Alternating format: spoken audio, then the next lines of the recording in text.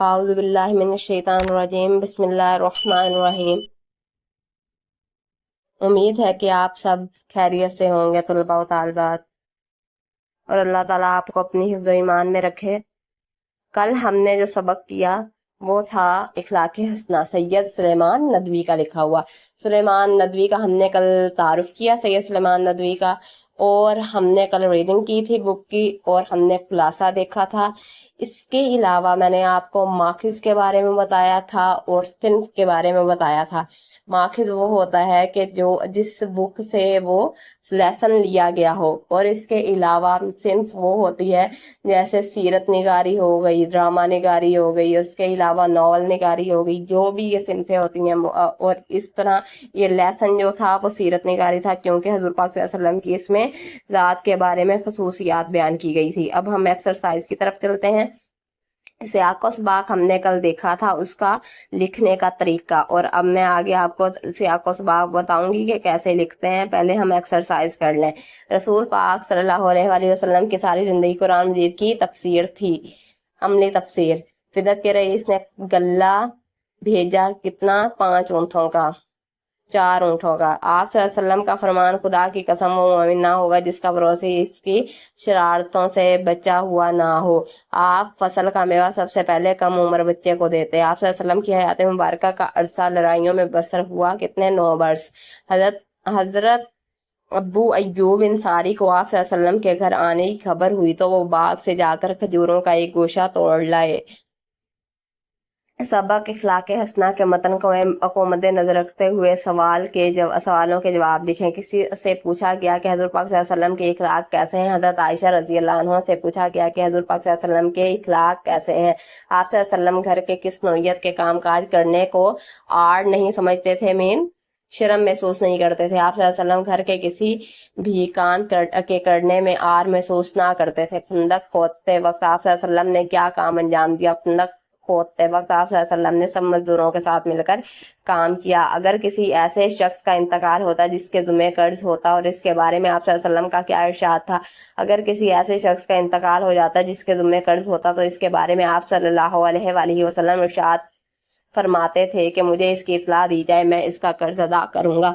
आप सल्लल्लाहु अलैहि वसल्लम के का पड़ोसियों के बारे में कैसा सलूक रवा रखने का फरमान है? आप सल्लल्लाहु अलैहि वसल्लम का पड़ोसियों के बारे में इंतहाई अच्छा सलूक रवा रखने का हुक्म है। आप सल्लल्लाहु अलैहि वसल्लम ने फरमाया कि मोमिन वो होगा जिसका पड़ोसी इसकी शरारतों से बचा हुआ हो।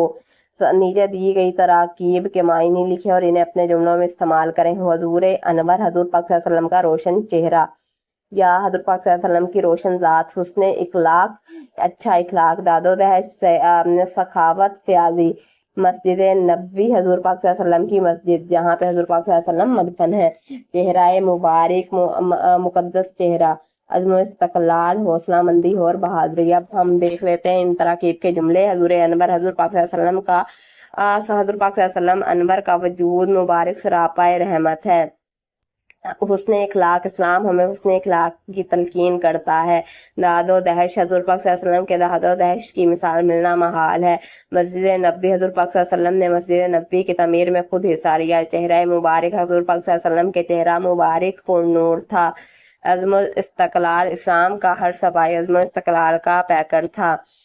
वाहिद जमा, नीचे दिए गए वाहिद अल्फाज के जमा लिखें। इखलाक, इखलाकियात, मौजा, मौजात, फरमान, फरामीन, रईस, रोसा, रोसा, मुस्किन, मसाकिन, सफारिश, सफारिशें, जानिसार, जानिसारों, बाग, बगात, ऐलान, ऐलानात। दिए हुए जमा अल्फाज के वाहिद बनाए। हिचकियाँ, हिचकी, गुनाहगारों, गुनाहगार, अनहुम, अनहा, सहाबा, सहाबी, अदवाज, जोज, वारिसों, वारिस, मसाइल, मसला, कंगियाँ, कंगी, खजूरों, खजूर। अब नसर पारे हम देख लेते हैं कि कैसे नसर पारे और कैसे हम सियाक़ व सबाक़ लिखते हैं। कल हमने बताया था, मैंने आपको तरीका लिखने का बताया था, आप देख लेते हैं। नीचे दिए हुए नसर पारे की तशरीह करें। तशरीह से पहले मुसन्निफ का नाम, सबक का उनार और खत कशीदा अल्फाज के मायने लिखें। मिजाज मुबारक में सादगी बहुत थी। खाने पीने, पहनने, ओढ़ने, उठने बैठने, किसी चीज़ में तकल्लुफ पसंद ना था। पहनने के लिए मोहताज होता, जो भी मिल जाता इसको पहन लेते। ज़मीन पर, चटाई पर, फर्श पर, जहाँ जगह मिलती बैठ जाते। खुदा की नेमतों से जायज़ तौर पर फ़ायदा उठाते। इजाज़त आप सल्लल्लाहु अलैहि वसल्लम ने لیکن تن پروری اور عیش نہ اپنے لیے پسند فرمائی نہ عام مسلمانوں کے لیے۔ حوالہ متن میں کیا آتا ہے؟ سبق کا عنوان، مصنف کا نام، اخلاق حسنہ، مصنف کا نام سید سلیمان ندوی۔ اب خط کشیدہ جس کے اوپر لائنز لگی ہوئی ہیں اس کے معنی لکھنے میں، مجاز مبارک، بابرکت، طبیعت، نعمتوں، اللہ تعالیٰ کی عطا کردہ چیزیں، تکلف، ظاہرداری یا بناوت، تن پروری، بدن کو پالنا یا آرام طلبی۔ اب اس کی تشریح ہم بناتے ہیں۔ کیسے تشریح لکھنی ہے؟